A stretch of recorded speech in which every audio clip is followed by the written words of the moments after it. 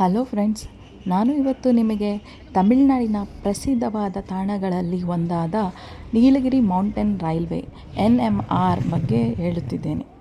ಇದು ಶುರುವಾಗಿದ್ದು 1908ರಲ್ಲಿ ಹಾಗೂ 2005ರಲ್ಲಿ ಇದು ಯುನೆಸ್ಕೋನ ವಿಶ್ವ ಪಾರಂಪರ್ಯ ಸ್ಥಾನಗಳಲ್ಲಿ ಒಂದು ಸ್ಥಾನವನ್ನು ಪಡೆದುಕೊಂಡಿದೆ.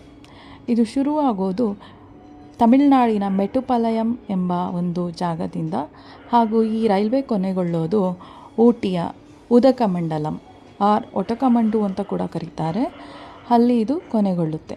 ಟೋಟಲ್ ಡಿಸ್ಟೆನ್ಸ್ನ ಇದು 46 ಕಿಲೋಮೀಟರ್ನಷ್ಟು ಡಿಸ್ಟೆನ್ಸ್ನ ಕವರ್ ಮಾಡುತ್ತೆ.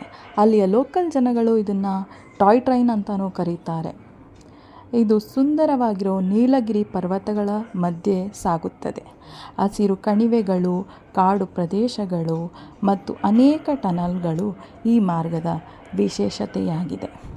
ಊಟಿಗೆ ಹೋದ ಪ್ರತಿಯೊಬ್ಬರೂ ಈ ರೈಲಿನಲ್ಲಿ ಒಮ್ಮೆಯಾದರೂ ಹೋಗಬೇಕು. ಸುಂದರವಾದ ತಾಣಗಳನ್ನು ಕಣ್ತುಂಬ ನೋಡಿ ಮನಸ್ಸಿಗೆ ಸಂತೋಷವನ್ನು ಪಡೆದುಕೊಳ್ಳಬಹುದು.